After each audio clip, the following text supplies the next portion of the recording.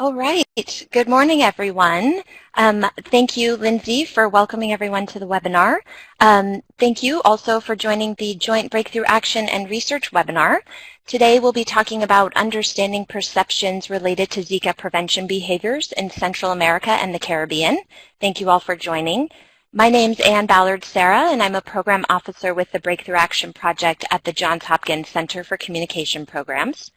Today we'll be presenting on the findings from two studies, one conducted by Breakthrough Action and one by Breakthrough Research in two countries, including El Salvador and the Dominican Republic.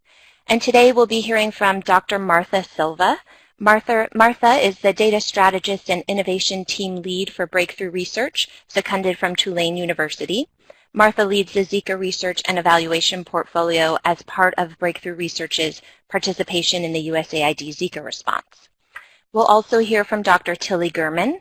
Tilly is a Senior Research and Evaluation Officer on Breakthrough Action and served as the Qualitative Research Lead for the study in the Dominican Republic that I also supported. By the end of the webinar, we hope that you are able to describe findings from these recent Zika-related research studies in the Dominican Republic and El Salvador, and also able to identify at least two ways that these findings could be used to inform Zika programming in similar settings. So today we'll specifically be discussing two Zika prevention behaviors, including the use of mosquito repellent and cleaning water storage containers. During the webinar, I'll provide a brief overview and discuss the methods for both of the studies, and then I'll hand it over to Martha and Tilly, who will present the findings and the program implications regarding use of mosquito repellents and cleaning water storage containers. And we'd like to hear from you throughout the webinar as well, so please feel free to use the chat box, and at the end we'll be happy to answer those questions during the Q&A session. So for some background information to begin, Breakthrough Action and Research are sister projects working towards the same goal of improved health and development outcomes with a focus on social and behavior change. Breakthrough Action and Research are USAID's flagship programs for social and behavior change, and both support the USAID Zika response and have conducted research regarding Zika prevention behaviors. Today, we decided to present the findings from both projects together to leverage the information that both projects are producing, but we do want to note that these studies were conducted separately and were not co-designed. Throughout the presentation, you'll also see that we're presenting the findings from El Salvador and the Dominican Republic side by side on the slides, and I wanted to note that we did this in order to synthesize the information in a digestible format for the webinar, but the intention is not to compare one country to the other. So Breakthrough Research conducted the CAP Plus study, or the Knowledge, Attitudes, and Practices Plus study, and this consisted of a quantitative survey of knowledge, attitudes, and practices that were carried out in 4 countries, and today Martha will be presenting on El Salvador and the Dominican Republic. And the plus in the name is to note that the study covered more than just knowledge, attitudes, and practices, and it included an observational module of household water storage containers. So as many of you know, the USAID Zika response is made up of many partners, most of which include CAP surveys as part of their project monitoring strategies. And the purpose of the Breakthrough Research study was to provide a regional snapshot of indicators related to knowledge, attitudes, and practices using the same methodology across the 4 early implementation countries. And these are the countries with the highest intensity of Zika interventions, and those include El Salvador, the Dominican Republic, Guatemala, and Honduras. And the second purpose of this research was to provide programmatically relevant information to implementing partners. The study was cross-sectional, and this means that it was conducted at a single point in time, and the sampling methodology was such that the study sample was representative of the population that lived within the USAID community engagement implementation areas. So after randomly selecting communities and households, Breakthrough Research randomly selected one individual within each selected household. If the selected person was not available, the interviewers returned to the same household up to 3 times to try to complete the survey with that individual. In order to ensure that the pool of potential participants had lived in the community long enough to have had some exposure to Zika prevention activities, the person had to have resided in the household for the previous 6 months at least, and must not have spent more than 4 nights away per week. So regarding the study sample, here you can see El Salvador and the Dominican Republic on the right. The stars within each map represent the communities that were selected for inclusion in the study. The sample size in El Salvador you can see is 672 and 651 in the Dominican Republic. And in both countries, the mean and median age hovered around 33 to 34 years of age, and around 1/3 of the study sample consisted of men. The questionnaire used in this quantitative study had around 108 questions and included an observational component of water storage containers. And here you can see the constructs that were used for the specific analyses that are being presented today. So with a few exceptions, all of the questions were designed to be open-ended and the answers were reported spontaneously. So for example, when asking about knowledge, which is in the left-hand column, knowledge of Zika prevention behaviors, the questionnaire asked, can you tell me what you know about how to prevent Zika? And under attitudes, the team measured perceived risk by asking, do you think your chance of getting infected with Zika is low, medium, or high, or do you have no risk at all? The team measured perceived effectiveness of the behavior by asking, to prevent getting infected with Zika or prevent mosquito bites, which action do you think is the most effective? Perceived feasibility was measured by asking, for each prevention behavior, can you tell me whether it is very easy, hard, or very hard for you to do the behavior? And self-reported motivation was measured by asking, how motivated are you to carry out this behavior? Are you very motivated, unmotivated, or very unmotivated? And in terms of practices, having conducted a preventive behavior in the last 30 days and in the last 7 days was documented. And it's important to note that in this study, participants were asked to name the actions they took for mosquito prevention and not Zika prevention specifically.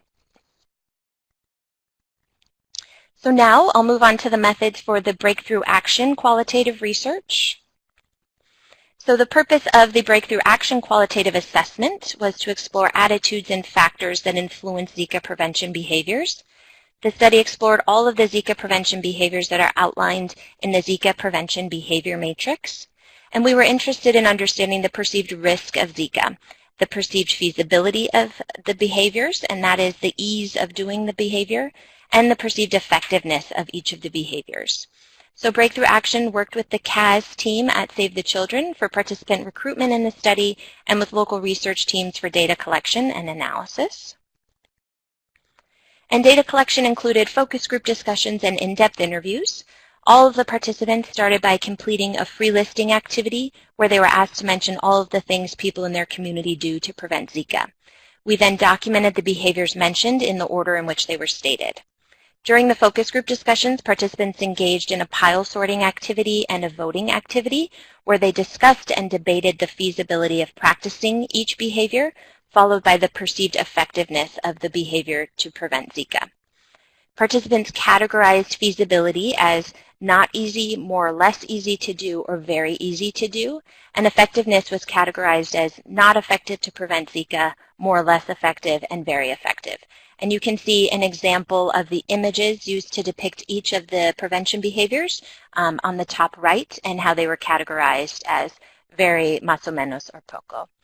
And after the pile sorting activity, participants conducted a simulation of cleaning water storage containers, and this included participants drawing or writing the steps that people in their community do to clean water storage containers for Zika prevention. And then we asked a volunteer to demonstrate that cleaning process, and that was followed by a discussion in the group. And you can see 2 images on the bottom of the screen here of one of those simulations of cleaning a water storage container. We conducted focus group discussions with 3 audiences. Those included pregnant women, non-pregnant women considered likely to become pregnant in the near future, and male partners of pregnant women. And then in-depth interviews were conducted with male partners only. And overall, the studies included 86 participants in the Dominican Republic and 81 in El Salvador. And you can see the breakdown by audience type here as well. So data analysis was a very participatory and in-depth process. It consisted of an in-country workshop with the local research team and Save the Children in the Dominican Republic and MCDI and UNICEF in El Salvador. And we used Atlas TI to code, organize, and manage the data and used a grounded theory approach for the analysis. Data analysis included the transcripts from the focus group discussions and the in-depth interviews, as well as the photographs from the water storage cleaning simulation and the drawings that participants created that noted the different steps involved in cleaning water storage containers. For the free listing data, we used Microsoft Excel to manage and analyze these open-ended responses, and then we categorized the open-ended responses into specific behaviors. So overall, we identified and analyzed cross-cutting themes, themes by audience, and themes by behavior. I'll now hand it over to Martha, who will present the findings from the Breakthrough Research CAP Plus study on the use of mosquito repellent. Thank you, Anne, and good morning to everyone. Before we tackle specifically the data about use of repellents, I'd like to provide a few indicators of the Zika-related context in both countries. In the Dominican Republic, what our survey found was that general Zika awareness was high, but significantly fewer men had ever heard about Zika at the time of the survey, and this was August 2018.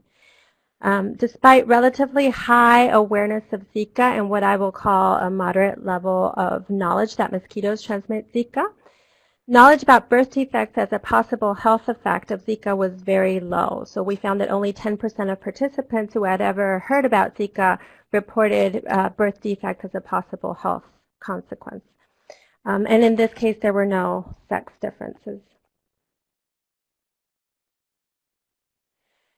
In the case of El Salvador, both Zika awareness and knowledge about mosquito transmission was very high. We see 88% and 95% respectively, and there are no sex differences in this case. But as is the case for Dominican Republic, in El Salvador, knowledge of birth defects as a possible health effect of Zika is quite low. In this case, we do see a difference in levels of knowledge between men and women. So between 10% of men and 18% of women who had ever heard about Zika reported to know that birth defects were a possible consequence. So this is the general context around Zika awareness and knowledge that we found in these two countries. Among people who have ever heard about Zika, we also sought to measure perceived risk of Zika, and we did this by asking, as Anne mentioned, do you think your chance of getting infected with Zika is low, medium, high, or do you have no risk at all? I would first like to draw your attention to the bar on the left, which is the Dominican Republic.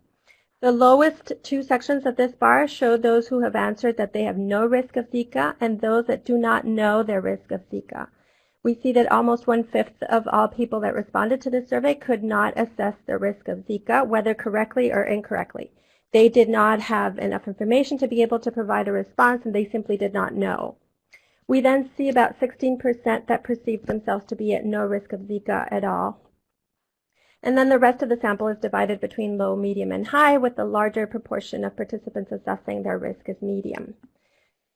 If we turn our attention to El Salvador, we see that there is hardly anybody that believes they are at no risk or who report that they do not know if and to what extent they are at risk. The largest proportion of responses again come from those who perceived themselves to be at a medium level of risk. So now we're diving into the data that is specific to repellent use. And in this case, for this study, repellent use was asked in general, so not necessarily specifically during pregnancy. This table shows levels of knowledge of the behavior, perceived effectiveness of the behavior, and reported practice. So starting with the Dominican Republic, we see that 3.7% of people knew that repellents can protect against Zika. When we get to perceived effectiveness, the question is expanded to not only capture perceived effectiveness specifically for Zika, but also perceived effectiveness of repellents for preventing mosquito bites. And we can see that 18% of respondents perceive repellents to be an effective method to prevent Zika and mosquito bites. But only 6.4% of respondents reported using repellents in the last 30 days. For El Salvador, 28% of participants knew that repellents could be used to prevent Zika. 20% perceived repellents to be among the top 3 most effective methods for prevention, but only between 4 and 9, and here we see a sex difference, 4% and 9% men and women excuse me, had used repellents for mosquito prevention in the last 30 days. So for both countries, we're dealing with a pretty low levels of repellent use.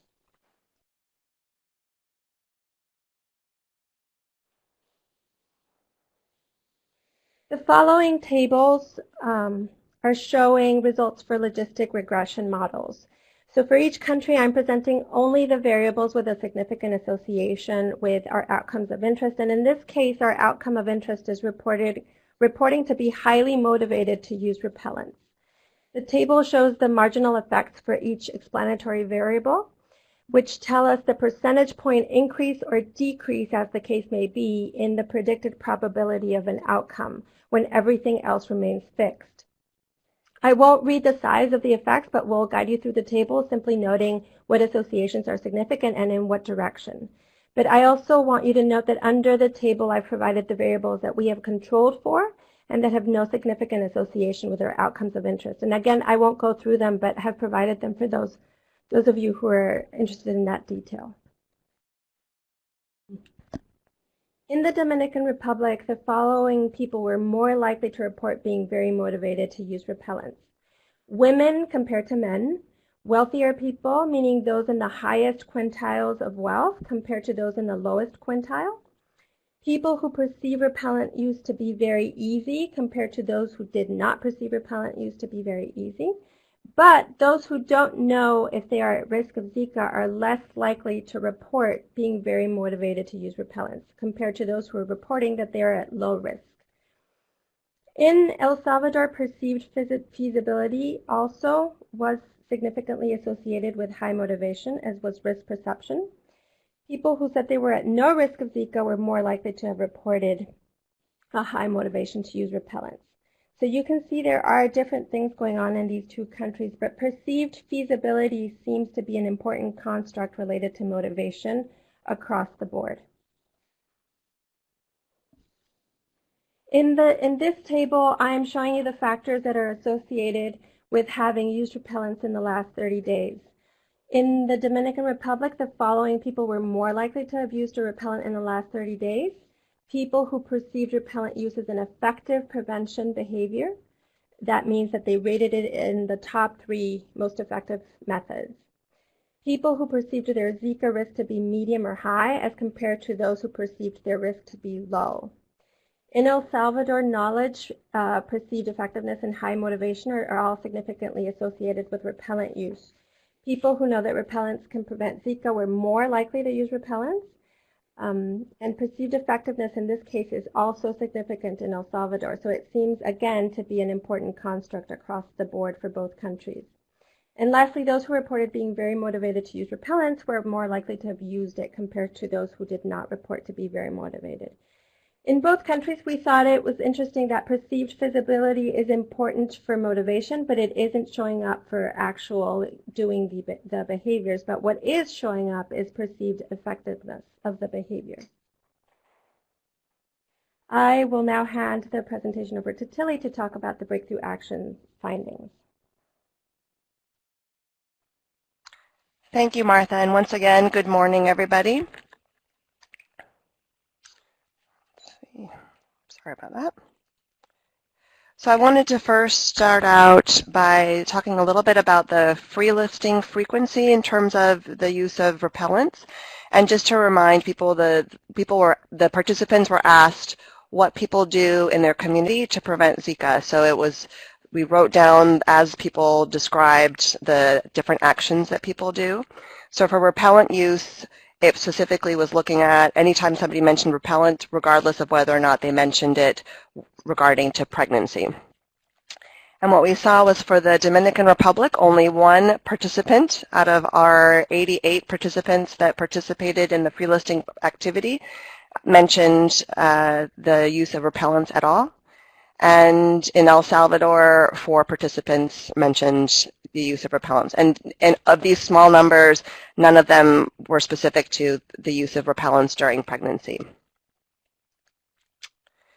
So then when we looked at the perceived feasibility and the perceived effectiveness of repellent use, here we were discussing it in terms of using repellents during pregnancy.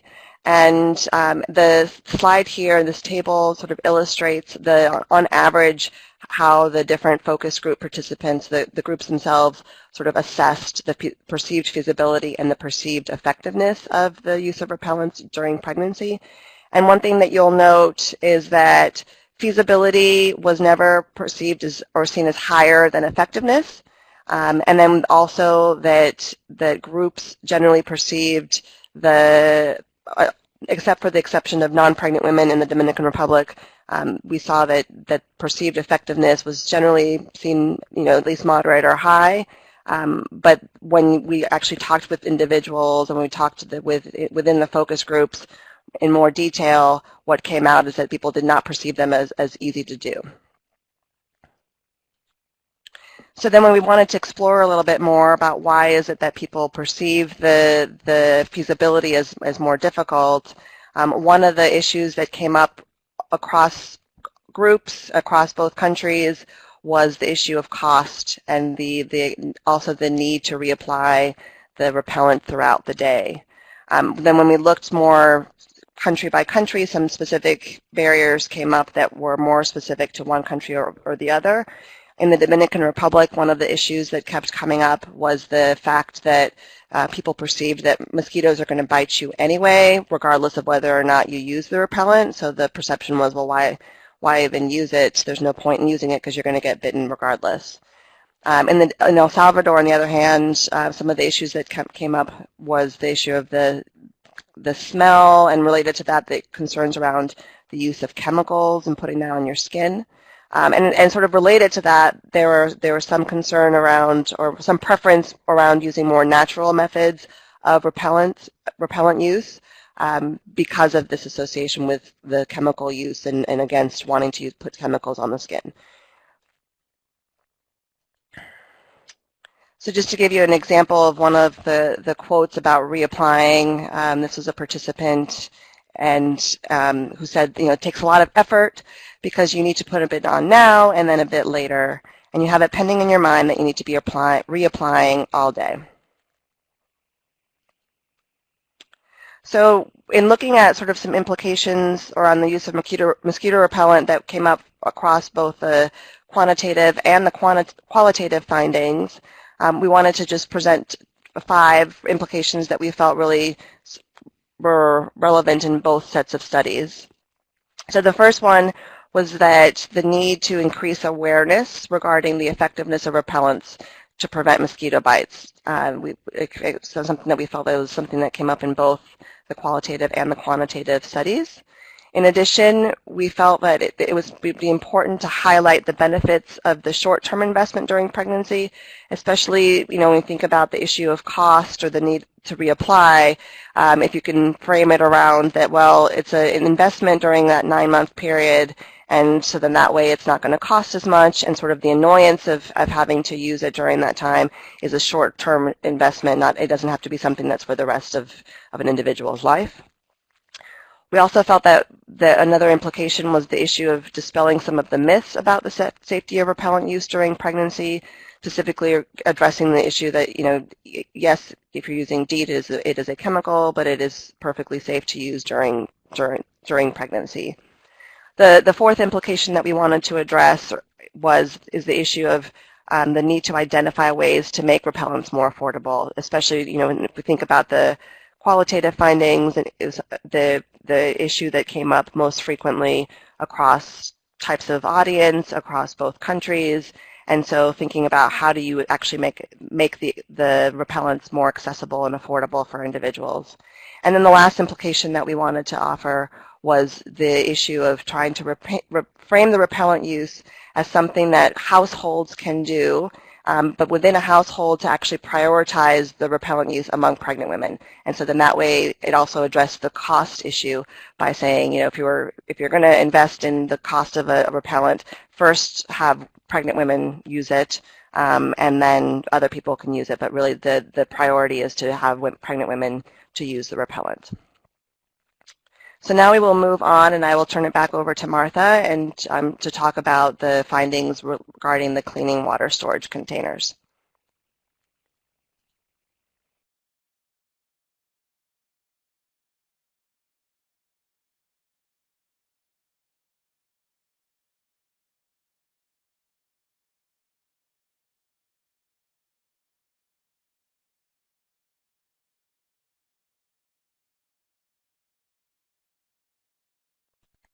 Martha, we're not able to hear you. Are you able to unmute your microphone? Sorry about that. I didn't notice that I was not coming through. So here, again, we are showing you the table with knowledge, perceived efficacy, and practices, and this time pertaining to cleaning containers. So looking first at the Dominican Republic, we can see that 15% of people who had heard about Zika knew that cleaning water storage containers can protect against Zika. This indicator does not distinguish between effective and ineffective cleaning methods. Here we're simply stating that 15% of people know that one way of preventing Zika is by cleaning water storage containers. For perceived efficacy, 10% of people thought that cleaning containers was an effective prevention behavior in the Dominican Republic.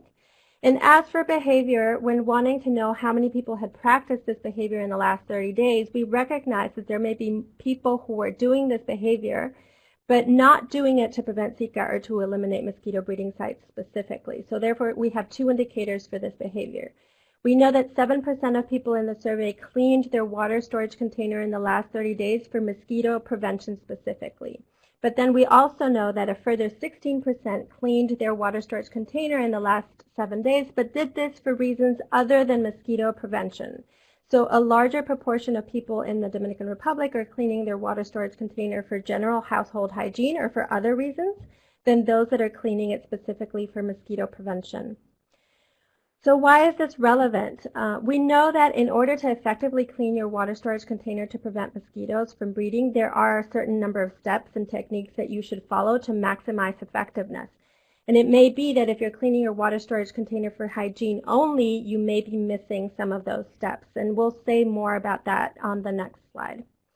In El Salvador, we see that 67% of people who had heard about Zika knew that cleaning water containers can protect against it. 39% thought that this behavior was among the top 3 most effective.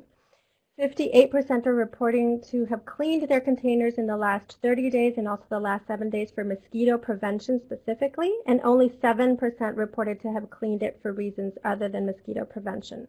So it seems that in El Salvador, most people who are cleaning their water storage container are reportedly doing so to prevent mosquitoes from breeding.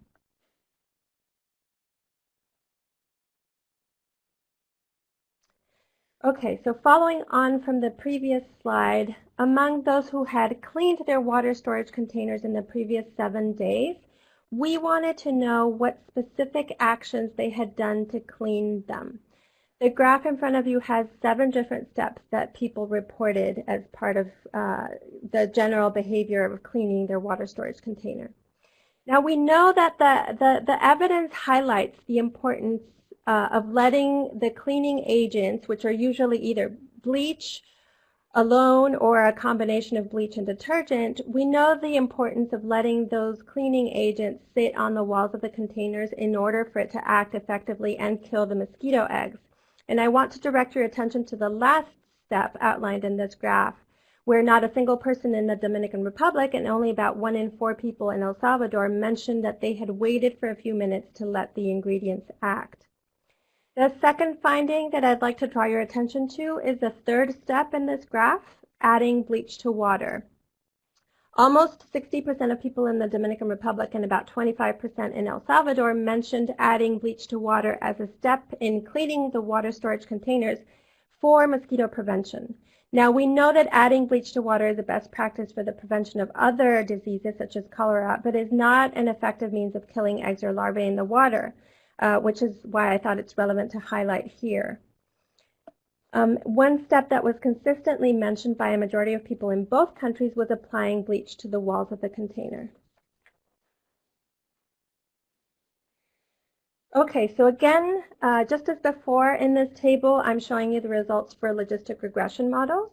The variable here, the outcome of interest, is self-reported motivation to clean containers, and the variables that were significantly associated with reporting high motivation to clean water storage containers are as shown in the Dominican Republic. We see that women and men who were either pregnant at the moment of the interview or who planned to become pregnant in the year following the interview were more likely to report being very motivated to clean their water storage containers. People who know that cleaning containers can prevent Zika are less likely to report feeling very motivated, so this was a bit of an odd finding. And lastly, for the Dominican Republic, people who do not know if they are at risk of Zika are less likely to report feeling motivated to clean their containers. In El Salvador, knowledge is also significantly associated with reported motivation, but in this case, people who know that cleaning containers can prevent against Zika are more likely to report being motivated. Those who reported that cleaning containers were among the top 3 most effective preventive actions were also more likely to report being motivated. And those who thought that cleaning containers was very easy were also more likely to report feeling motivated. Lastly, similarly to what we saw in the Dominican Republic, people who don't know if they're at risk of Zika are less likely to report feeling motivated to clean containers. Moving on to what factors are associated with having cleaned their water storage containers in the last 30 days, we see that there is no overlap in significant factors across the 2 countries, and so there seem to be different things going on. For the Dominican Republic, people who had received a home visit from someone who talked to them about how to eliminate mosquito breeding sites were more likely to have cleaned their container in the last 30 days. Those with a high risk perception were less likely to have cleaned their water storage container compared to those with a low risk perception. And I'll also just point out that on the previous slide, planning a pregnancy or being pregnant was a significant factor in reporting high motivation to do the behavior, but that does not translate here to actually performing the behavior. In El Salvador, wealthier people were more likely to have cleaned their water storage container. Those who know that cleaning containers is an effective way to prevent against Zika were also more likely. Those who perceived cleaning containers as an effective preventive action were also more likely, and then those who report high motivation to clean were more likely to have cleaned their container in the last 30 days. So in El Salvador, again, we saw in the previous slide that feasibility is associated with motivation to do the behavior, but not with actually doing the behavior. Yet here we see that high levels of motivation in turn comes out as an important factor here for carrying out the behavior. And now again I'll hand it over to Tilly for the qualitative findings.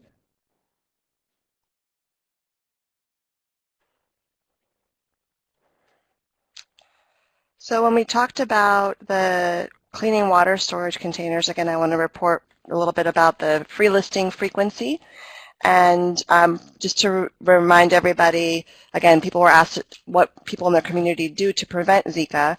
And here, when we were tallying the responses regarding cleaning water storage containers, it was anything regarding the cleaning the container. So we weren't specifically documenting the specific techniques in terms of the grouping here. The groupings include any cleaning of water storage containers. So compared to repellent use, free listing of this behavior was much higher in the Dominican Republic. So 30 participants reported the cleaning water storage containers. And in El Salvador, 54 participants, or not 54, 54 mentions of cleaning water storage containers. It's still interesting to note that in the Dominican Republic, it's still less than half of participants listed cleaning water storage containers as a behavior that people in their communities do to prevent Zika. And in El Salvador, it was more than half, but it's still not all participants.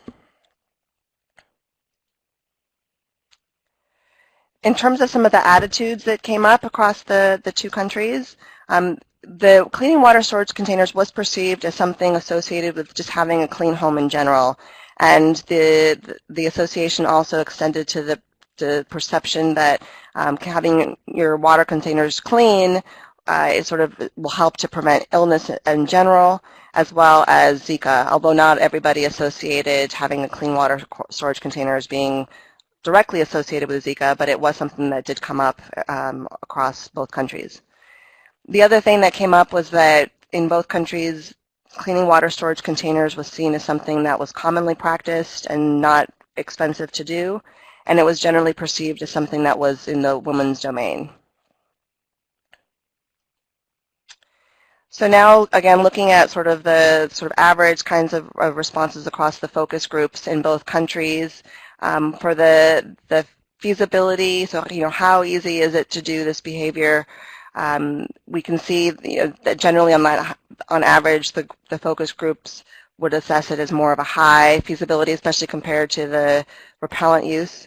And looking at effectiveness as well, so how effective is cleaning water storage containers to prevent Zika? Across focus groups, it was assessed as also high effectiveness. And this is not to say that every focus group would have ranked it as being high, but that on average across focus groups, the effectiveness was seen as on the higher end of effectiveness.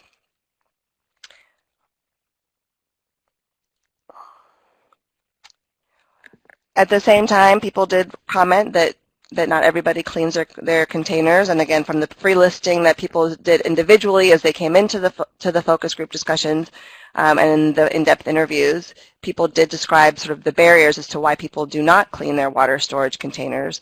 And one of the primary issues that came across all types of participants and in both countries was the association of the frequency of cleaning your water storage containers being related to when water comes and when water is available. The other thing that came up across countries was the perception that water might look clean, and so that if the water looks clean, then that's the same thing as being protected against the mosquitoes growing. So just to give you an illustration of one of the quotes that came up here about the water frequency, this participant stated, "Sometimes people live in places where water does not come frequently. Therefore, we have to wait until we consume the water and later clean the container. If an adequate quantity of water comes, then you dump what you have and you clean the container." So again, the association of you're not gonna throw away what you've got because you don't know when the water's actually going to be coming, and so that if you know water's coming, then you're willing to actually clean the container. So the other thing I wanted to describe a little bit about was in both countries in the qualitative research, we did have an exercise, as Anne mentioned earlier, where participants simulated the process of cleaning their water storage containers. And in looking at the findings, the transcripts, as well as some of the photos that we took during that process and the drawings that people did, one of the things that came up in both countries was that few participants actually described the most effective techniques for egg removal. And similar to what Martha described in the quantitative findings, the use of bleach really varied. In the Dominican Republic, for example, people talked about just putting bleach in the water, or as well as putting bleach on the walls. And sometimes even when people talked about putting bleach in the water, they would talk about just putting a drop or two versus like a capful, and same thing in the physical demonstration. In the Dominican Republic, the most commonly used materials for cleaning that were demonstrated was the sponge, bleach, and detergent. And similarly in El Salvador, instead of more of the sponge, it was more of a brush, bleach, and detergent. So just to offer several implications for programs regarding cleaning water storage containers. The first one is to really clarify what the proper cleaning technique is, and really highlighting the egg removal piece as a particular essential step to cleaning water storage containers in order to be prevention and effective for preventing Zika. Another implication that we wanted to offer was the idea of piggybacking, and so the idea here is that people did perceive cleaning water storage containers as important for just cleanliness in general. And so that since people are already talking about it as being important, and people did describe the idea of cleaning even though they maybe didn't have the correct technique, we felt that it could offer an opportunity to actually piggyback on those habits that have already been created and think about how to incorporate the more proper cleaning technique pieces into the existing habits. And then the last implication that we wanted to offer was related to really separating the water purification behaviors in terms of like adding the bleach to the water from the specific Aedes aegypti breeding site elimination behaviors, just so then that way it's clear for individuals as to what the proper technique is for Zika prevention. So then I will turn it back over to Anne. Thank you, Tilly, and thank you, Martha, for this great presentation. The findings are very interesting. I think we are now moving into our Q&A portion, so please take a few moments to type your questions into the chat box below, and Tilly and Martha look forward to answering them. While we do that, I wanted to highlight some resources that we've linked to on this page. You can find the qualitative research findings from Breakthrough Action in Spanish and in English for the 2 countries that the links provided, and the CAP Plus research findings will be coming soon. We've also linked to the Zika Prevention Behavior Matrix and the Technical Specifications Content Guide. While we are transitioning over to the Q&A, we're also going to share some survey questions that we have for you all. If you could just take a few moments to insert your responses to those, we would be very appreciative as well. And I want to remind everyone that the webinar today has been recorded, and we'll be sharing the slides and the recording with you all shortly. So with that, I think we'll get started with our Q&A. Tilly and Martha, we received 2 questions that I think would be great for both of you to answer from Brenda and from Amy. The first is, was sexual transmission addressed in these studies? And a question from Amy regarding whether or not we are talking about any specific kinds of mosquito repellent. So I will hand it over perhaps to Martha to start with your responses.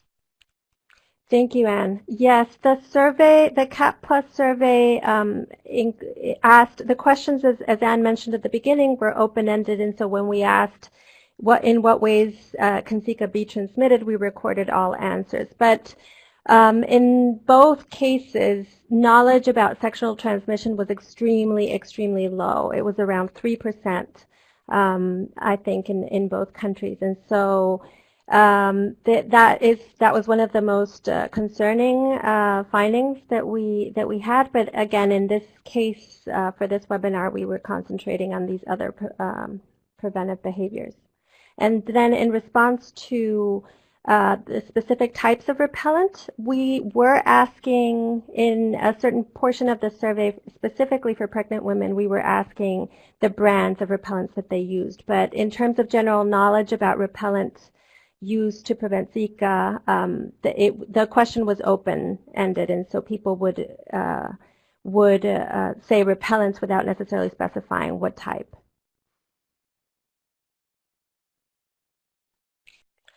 And in the qualitative study, sexual transmission was definitely something that was discussed. Several of the unique behaviors that we were looking at were regarding sexual transmission. So we specifically explored the use of condoms during pregnancy. We also explored abstinence during pregnancy and use of family planning methods, not during pregnancy, but use of family planning methods in general to prevent Zika. And it was definitely something that came up that people did not, as a general rule, make the connection between Zika and sexual transmission. We decided that we weren't going to focus too much on the presentation here on that, just because we were focusing on these other 2 behaviors. But it was definitely in the studies, and I'd encourage you to go to the 2 country reports if you're interested in that, because you'll definitely see a lot more information and findings specific to that particular area. In terms of the second question around specific types of repellent, we did not focus on a particular type. We just said, again, during the pile sorting activity and in the focus group discussions, as well as in the in-depth interviews, the conversation was more about repellent use in general. And in the free listing, it was just however participants mentioned it. But again, there was very few people that even mentioned the use of repellents. But we were not exploring specific types of repellents, just repellents use in general. Great, thank you both. We also received a question from Claire regarding whether the sample was primarily in rural or urban areas, and if we compared differences in outcomes based on this. Gabrielle responded on behalf of the Breakthrough Action team, thank you, Gabrielle, that the respondents from the qualitative research were from locations where Save the Children had Zika programmatic activities, and these were by and large urban and peri-urban areas. But Martha, I wanted to see if you're able to respond on behalf of the Breakthrough Research study.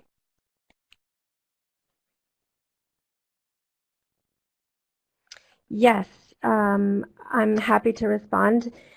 Similarly to Breakthrough Action, our sampling frame came from the USAID and implementation areas, and by and large, the USAID funded activities are in urban and peri-urban settings, and I believe that this is also due to the nature of the Aedes mosquito, which is mostly an urban mosquito, so that we did not do any analyses by region, given that all of our sample was basically urban, peri-urban.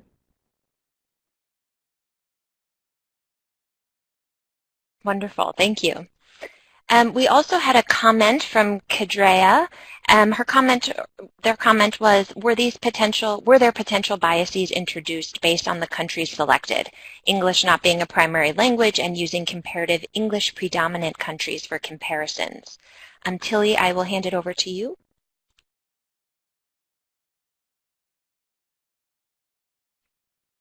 Can you repeat the question, please? I'm not sure I fully understand the question. Are there potential biases introduced based on the countries that were selected, given that English was not their primary language and using comparative English predominant countries for comparisons?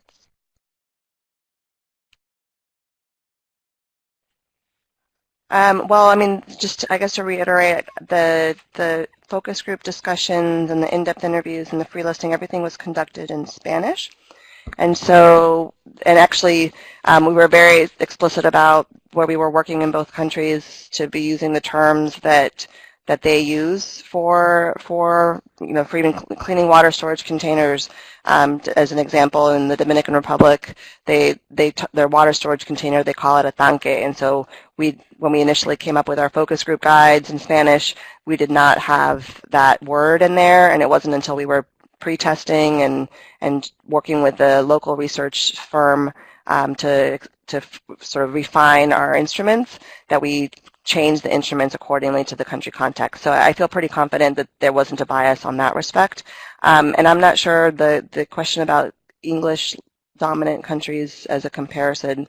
Both countries were Spanish dominant countries, and so, and again, we weren't, neither of the two countries was there a comparison to be made. There were two separate studies conducted, one in El Salvador and one in the Dominican Republic, using similar instruments and similar methodologies, but the intention was not to compare the two countries.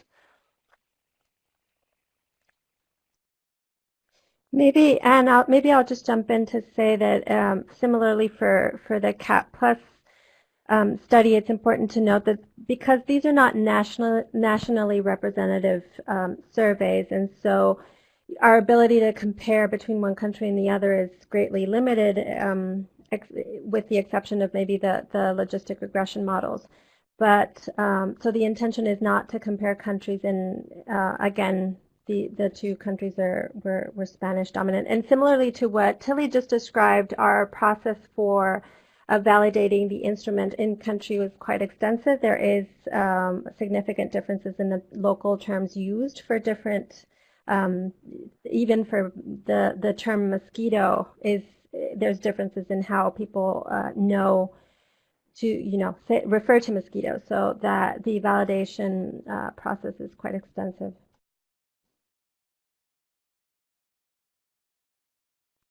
Great. Thank you both for clarifying.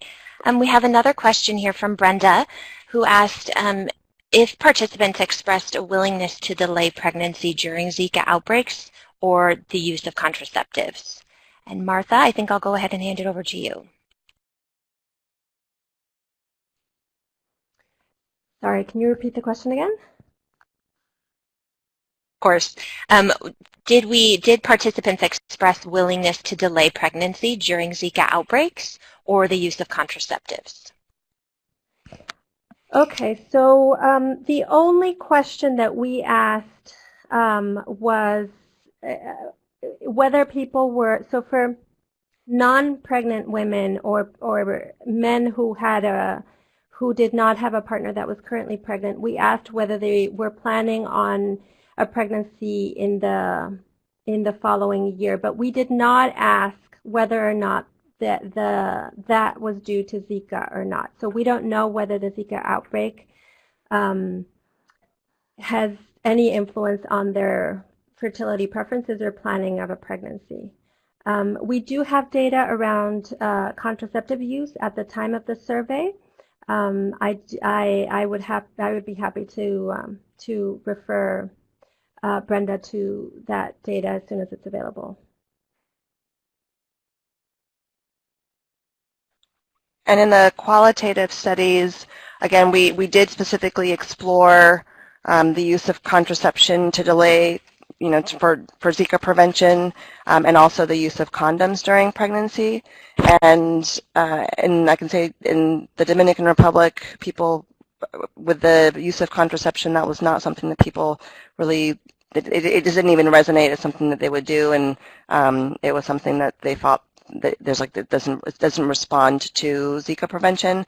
I know that in El Salvador, participants did mention that they had heard of Zika, but they didn't really comment on delaying or noticing a reduction in pregnancies as a result of during Zika outbreaks.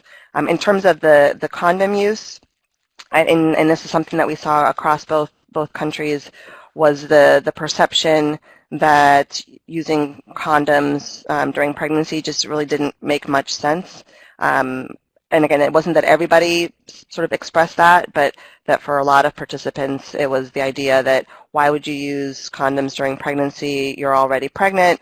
And then also the association that if you use condoms, or if you suggest using condoms during pregnancy to a partner, that might sort of suggest that there's some sort of infidelity occurring at the same time. And again, if you'd like more details about the findings specific to the condom use issue, I direct you again to the resources slide and the presentations, the reports that are available on the two countries separately.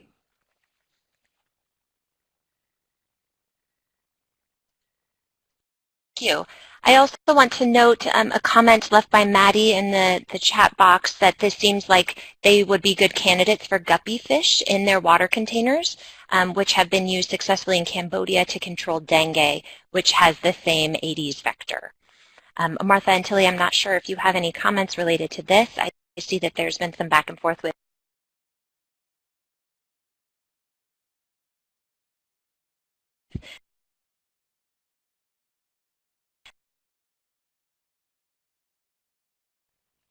I don't really have a comment, except just it wasn't really something that came up in discussion at least in the Dominican Republic qualitative study, which is being conducted in many other countries.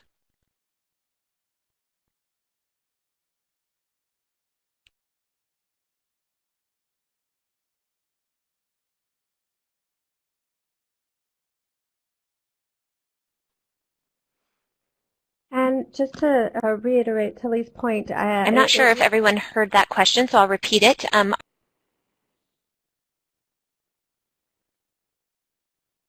Sorry, there seems to be an audio issue. Again, yes, sorry. It was not something that came up in our study. Again, our questions were open-ended, and so we captured what people were reporting back to us, and the use of larvivorous fish was not something that was very salient in people's minds.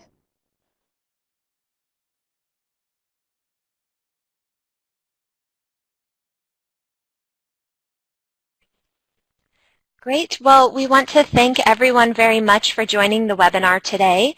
As we mentioned, this was being recorded, and we will be sharing the slides and that recording with you.